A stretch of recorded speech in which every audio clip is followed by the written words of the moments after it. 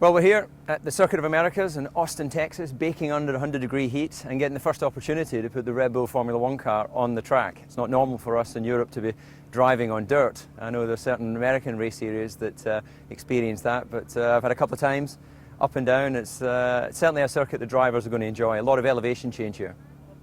Well, I think that one of the big sells here and one of the big asks to try and make Formula One popular in America is that you've got some great racing series here already. You know, NASCAR's a huge series, IRL if you want to watch open wheel racing. But what I would say to those who don't know about Formula One is the fastest car that goes around a road course.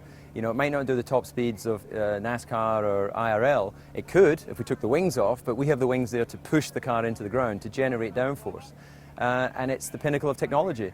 You know, that's the reason why people like Mercedes-Benz, you know, Infiniti, you know, Renault, all these guys use it as a proving ground to try and develop new technology. You know, it's all carbon car, 750 horsepower, V8 2.4 litre, 640 kilo car, so not a lot of weight there.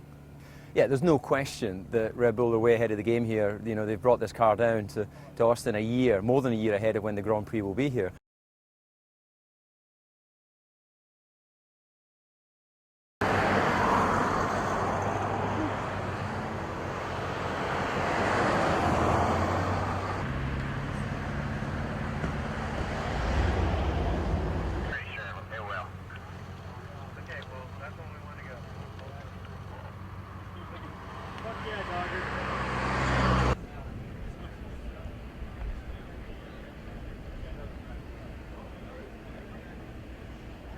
Where we had 4 minutes that went into about 4.5 days.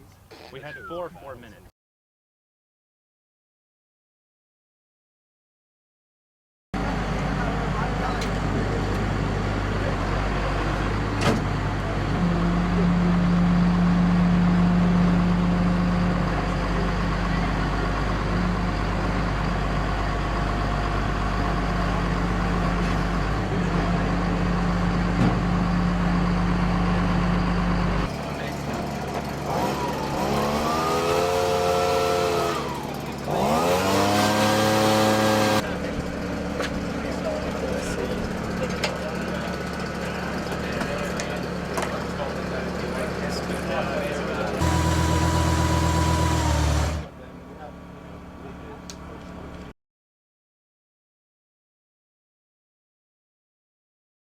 Well, I think that from the fan perspective, I think it's going to be something that American fans are used to. You know, we're a stadium society where you can see most of the playing field, whether it be football, baseball, or basketball, even NASCAR.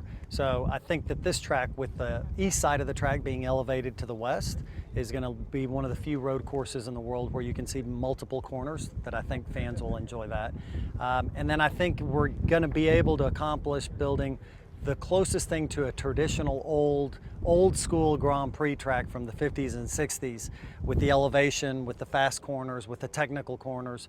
Unfortunately, we have a lot of FIA requirements, safety requirements, but I think that that's the one thing, the one characteristic that all the drivers and riders that come here are going to say, man, that's an old school type track.